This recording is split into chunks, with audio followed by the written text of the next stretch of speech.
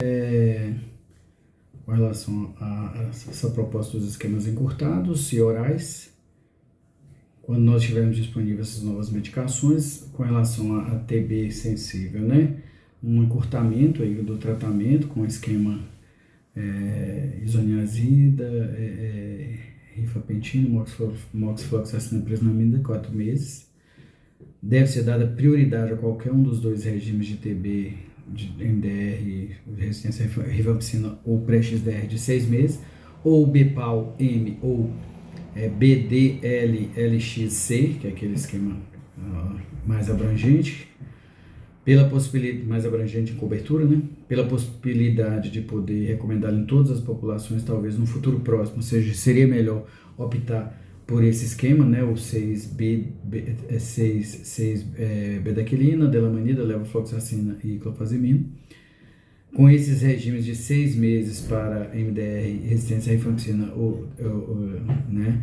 Não seria justificado recomendar os regimes de 9 meses, que são mais longos e contêm medicamentos que proporcionam muito pouca eficácia e aumenta a toxicidade, no caso etionamida, protonamida e presinamida.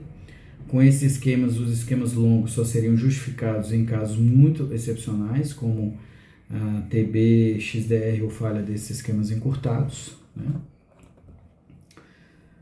Agora, para finalizar, os regimes de tratamento de TB droga resistente, pré-XDR e XDR. O pré-XDR a gente meio que adiantou ali com relação ao BPAL, né, sem ser o BPAL-M, seria o BPAL.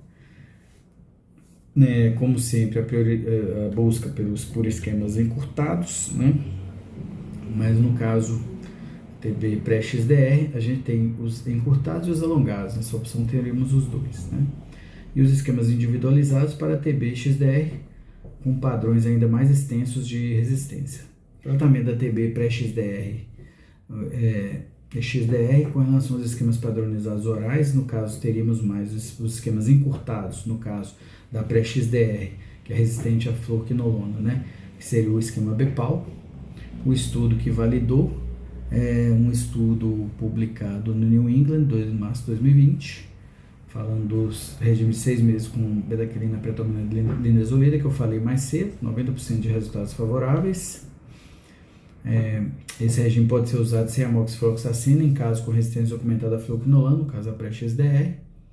Seria o esquema BPAL, sem ser o BPAL-M. O regime de 6 meses com bedaquilina, delamanida, levofloxacina e clofazimina pode ser usada programaticamente em vez dos regimes de 9 meses ou mais, né? Pode ser usado sem levo ou clofazimina, dependendo dos resultados do pré-sensibilidade. Esse esquema pode ser iniciado sem demora em caso de resistência desconhecida à quinolona, no momento do diagnóstico da TB resistente à rifampicina, nós já falamos mais antes ali. Então, TB, MDR resistente à rifampicina e pré-XDR, tratamentos, no caso, tiraria a mox, né? Entraria a bedaquilina, predominante linezolida, 6 a 9 meses, né? 6 meses com se baciloscopia negativa no segundo mês, e 9 meses se baciloscopia positiva no segundo mês, doses elevadas. E agora, falando dos esquemas padronizados para TB pré-XDR alongados. Os esquemas individualizados para TB, XDR padrões ainda mais extensos de resistência. Aí, o XDR e o pré-XDR, nós vamos lançar a mão, sempre buscar a nossa tabela aqui dos grupos de medicamentos de segunda linha, grupo A, B e C, né? O esquema a ser desenhado tem que ter pelo menos 4 medicamentos novos e provavelmente eficazes, porque o paciente nunca usou. O ideal seria que pudermos usar todos os do grupo A e do grupo B, e depois, para finalizar, compor com os do grupo C, mas começar sempre do grupo A, depois não achou, vai para o grupo B e por último o grupo C. Duração de tratamento 18 a 24 meses, né? Sendo que a fase de ataque 6 a 9 meses, pelo menos com 2 a 3 medicamentos esterilizantes, para garantir. Esse esquema idealmente teria que ter pelo menos 4 a 5 fármacos novos, ou provavelmente eficazes, todos possíveis, grupo A e B, todos possíveis, e compor o restante com o grupo C, dependendo da eficácia. Então, composição do esquema, seguindo assim na ordem e somando até 5. Então, a base, tentar delamanida, pretomanida, mais um carbapenêmico, mais amoxicilina-clavulanato, se for entrar, né? 2. Depois, bedaquilina ou linezolida, se sensibilidade a um deles. Depois, clofazimina, se nunca for utilizado. Atentar para a resistência cruzada com a bedaquilina. Depois, cicloserina, se não tiver sido usado. Depois, amica, streptomicina, se sensibilidade ok. Depois, e assim por diante, né?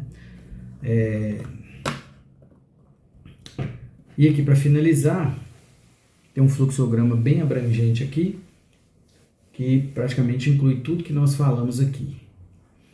Sendo que, lembrar que o ideal é termos uma detecção precoce da TB, para evitar possível ampliação de resistência em condições de tratamento de TB. Então, TB presumida, faz o GeneXpert, teste molecular rápido, sem resistência à rifampicina, vai para o tratamento do RHZE2RH.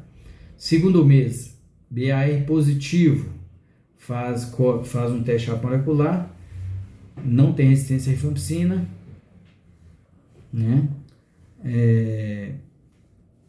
E nem isoniazida, 2 meses de RHZE e 7 meses de rifampicina e isoniazida.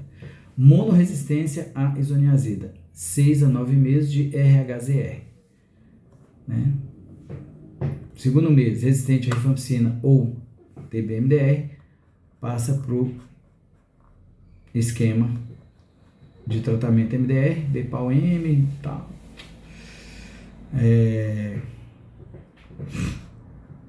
Resistência à rifampicina, faz o GeneXpert, o XDR.